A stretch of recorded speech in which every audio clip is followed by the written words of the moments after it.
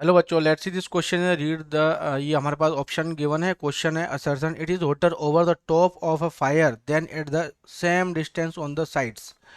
तो बच्चों, जो top of the fire than the same distance on this side, तो बच्चों ये करेक्ट है। देखो कैसे कि जो हीट इज कैरिड, जो हीट होती है ना हमेशा, तो लिख देता हूँ मैं, heat is carried away from A fire sideways, from fire sideways mainly by radiation. किसके थ्रू होता है? मेनली बाय रेडिएशंस के थ्रू होता है बच्चों। किसके थ्रू? रेडिएशंस के थ्रू होता है। क्लियर? तो यहाँ पे जो रेडिएशन, कोई भी चीज यदि गर्म और ठंडी किस वजह से होती है? रेडिएशन की वजह से हो रहा है ना। तो जैसे ही अपन ऊपर जाते जाते हैं रेडिएशन उतना ही ज्यादा क्या होता है? स्ट्रांग होता है। तो जो heat is carried by both radiation and by convection of air, तो यहाँ पे हो जाएगा फायर जो फायर जो हीट क्या हो जाएगा बच्चों? हीट कैरिड बाय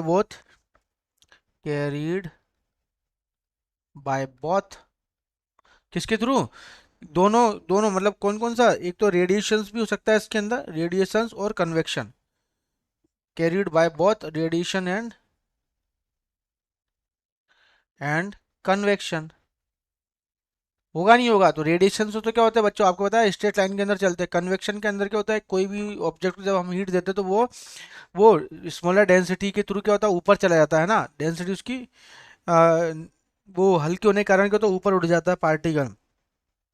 तो इस वजह से बच्चों क्या होगा कि process carried with more heat, तो इस वजह से यहाँ पे मैं बोल सकता हूँ कि it is over the fire than the same distance over. तो ये करेक्ट है। Air surrounding the fire conducts more heat upwards, तो मोर हीट अपवर्ड्स नहीं होता बच्चों यहाँ पे, है ना। तो ये मेरे पास ये रॉन्ग है, क्योंकि एयर पे जो जैसे ही हम ऊपर जा रहे हैं वैसे वैसे क्या होता है? रेडिएशन तो सन से निकल के आ रहे हैं।